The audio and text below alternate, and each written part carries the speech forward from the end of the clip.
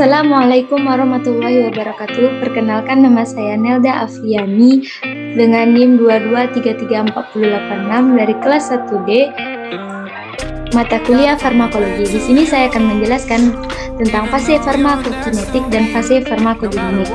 Fase farmakokinetik terbagi menjadi 4, ada absorpsi, distribusi, metabolisme obat, dan ekskresi obat. Farmakokinetik adalah proses pergerakan obat untuk mencapai kerja obat atau nasib obat dalam tubuh. Fase yang pertama, absorpsi. Absorpsi adalah pergerakan partikel-partikel obat dari saluran gastrointestinal ke dalam tubuh melalui absorpsi pasif, absorpsi aktif atau pinositosis, atau proses masuknya obat dari tempat pemberian darah. Tergantung pada cara pemberiannya, tempat pemberian obat adalah saluran pencernaan, mulut sampai dengan rektum, kulit, paru-paru, otot, dan lain-lain. Fase yang kedua adalah distribusi. Distribusi adalah proses di mana obat menjadi berada dalam cairan tubuh dan jaringan. Apabila obat mencapai pembuluh darah, obat akan ditransfer lebih lanjut bersama aliran darah dalam sistem sirkulasi. Fase yang ketiga, metabolisme obat. Hati merupakan tempat umum untuk metabolisme. Tujuan metabolisme adalah mengubah obat yang non-polar larut lemak menjadi polar larut air agar dapat diekskresi melalui ginjal. Fase yang keempat, ekskresi obat. Menyebabkan penurunan konsentrasi bahan berkhasiat dalam tubuh. Pengeluaran obat atau metabolisme dari tubuh terutama dilakukan oleh ginjal melalui air seni disebut ekskresi. Kemudian saya akan menjelaskan tentang fase farmakodinamik. Ada mekanisme kerja obat, efek terapeutik, efek samping, efek teratogen, dan efek tosis. Yang pertama tentang mekanisme kerja obat. Secara garis besar dikenal dua jenis mekanisme kerja obat, yaitu melalui perantara reseptor dan tidak melibatkan reseptor. Melalui perantara reseptor adalah berdasarkan teori pembentukan reseptor, yaitu obat baru yang dapat menghasilkan efek farmakologi jika terjadi ikatan kompleks antara obat dan reseptor. Tanpa melibatkan reseptor, beberapa mekanisme kerja obat tanpa melibatkan reseptor dapat melibatkan golongan sebagai berikut. Yang pertama, secara fisika, ada osmosis, adopsi, rasa, radioaktif, pengendapan protein, barier fisik, surfaktan, dan melarut dalam lemak dari membran sel.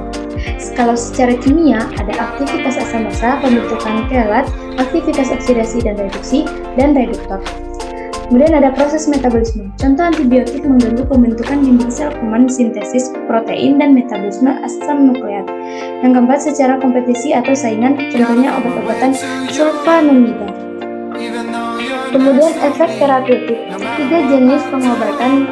Yang pertama, terapi kausal, yaitu pengobatan dengan meniadakan atau memusnahkan penyebab penyakit, misalnya sulfonamid, antibiotik, obat malaria, dan sebagainya. Terapi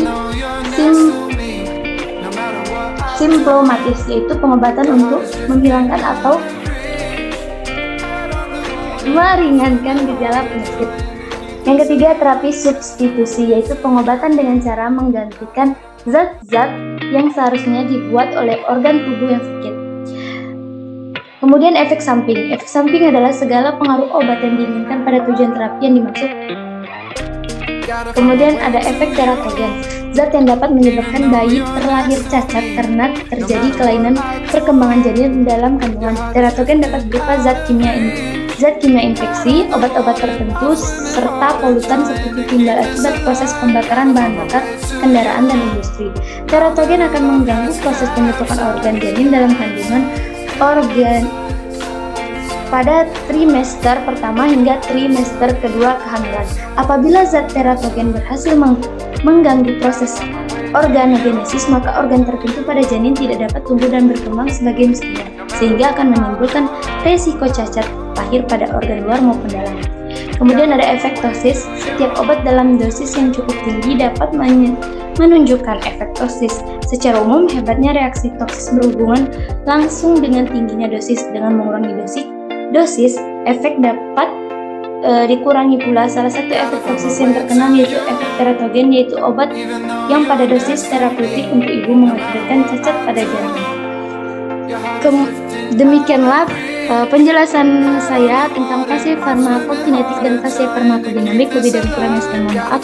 Saya akhiri, wassalamualaikum warahmatullahi wabarakatuh.